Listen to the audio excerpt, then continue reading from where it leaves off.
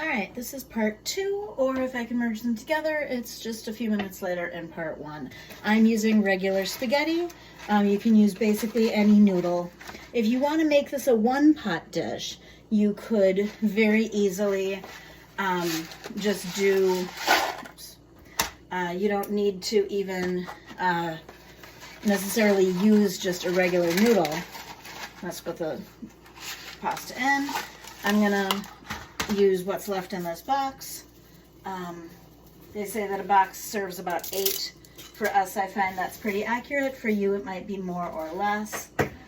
It's not a full box, but I think we'll still get 2 meals out of it. If not, I will do a little bit more pasta for when we have the leftovers.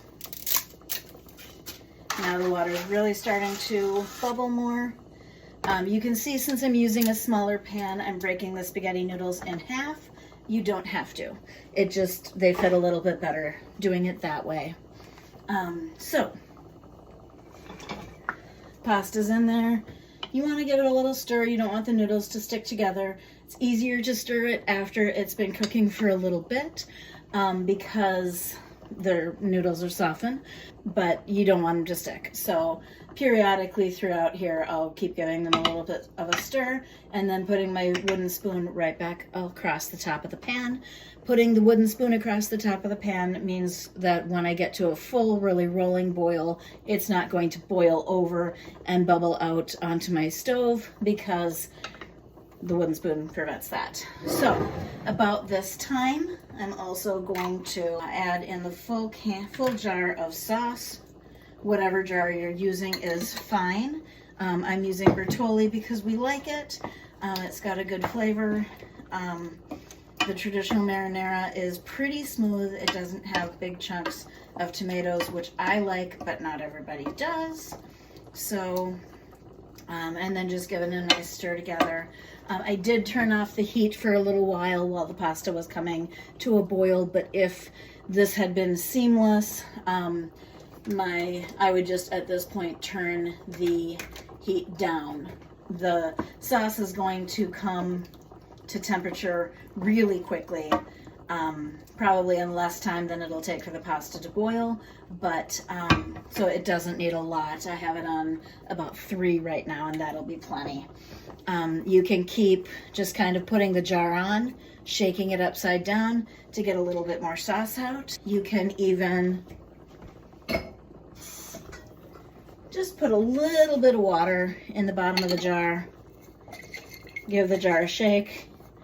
See how pretty much all of the sauce now is in that water. And just add that in. Then you've got a pretty clean jar and all the sauce. A little bit of water is going to be fine. Oh, I forgot.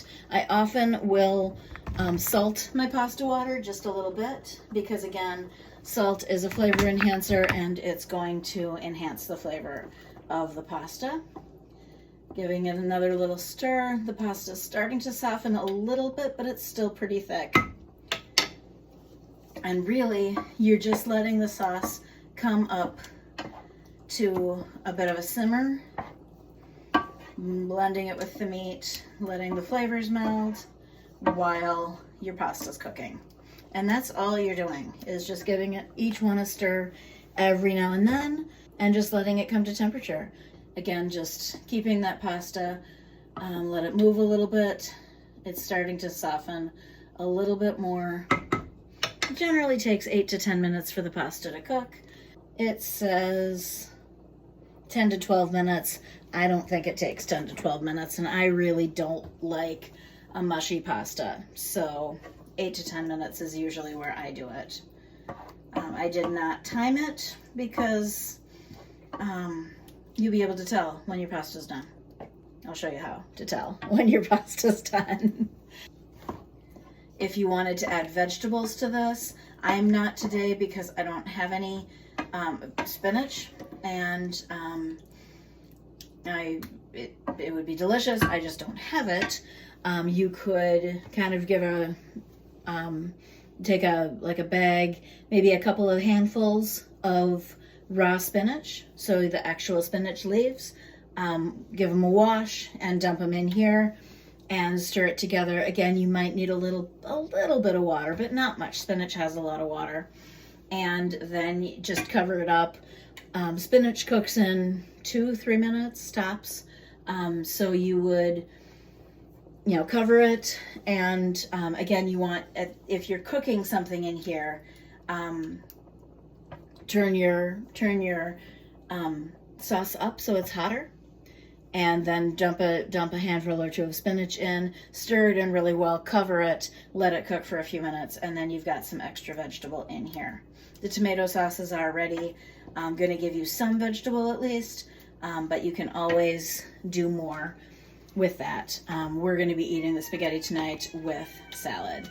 Now, you can kind of see that my pasta is definitely getting softer and bendier. So that's great.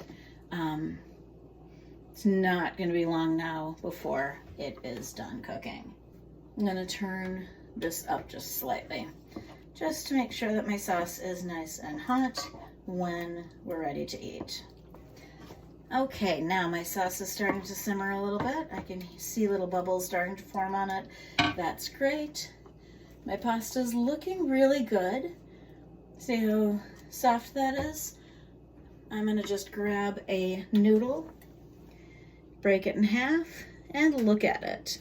If you look on the inside, you probably can't see this one, but look on the inside of your noodle. Do you see? I see a little white dot in the middle. That is a little bit of uncooked pasta. I'm gonna taste it. It's still a little firmer than I want, and I can see that there is that little white dot on the inside. So I'm going to cook it another minute or so. It's really close to being done though. All right, this is really sizzling now. I know it's plenty hot, so I'm just gonna turn that off. I'm gonna give my pasta another stir. It really is looking very jiggly and soft, so it's probably done, but I'm gonna give it just another minute. I'm gonna add a little bit of cheese to the salad. This is Parmesan cheese, so I could certainly add it to the spaghetti as well. Parmesan is gonna add maybe $5 or so to the cost. So, again, just seeing how the pasta looks really done. So I'm gonna grab a noodle. Yes, it is hot. Break it. Now, see that dot in the middle? You probably can't see it. That dot in the middle is gone. The pasta is completely flexible. When I taste it, it's soft. It's clearly cooked through. So, let's take the phone out of its little holder. I'm gonna take the pasta, carry it over to my sink, and just pour it in. Make sure I get every noodle. I'm just pouring it into my colander. And then drain out that water. See the water draining. Bring it back. Then I'm just going to pour it into my pan.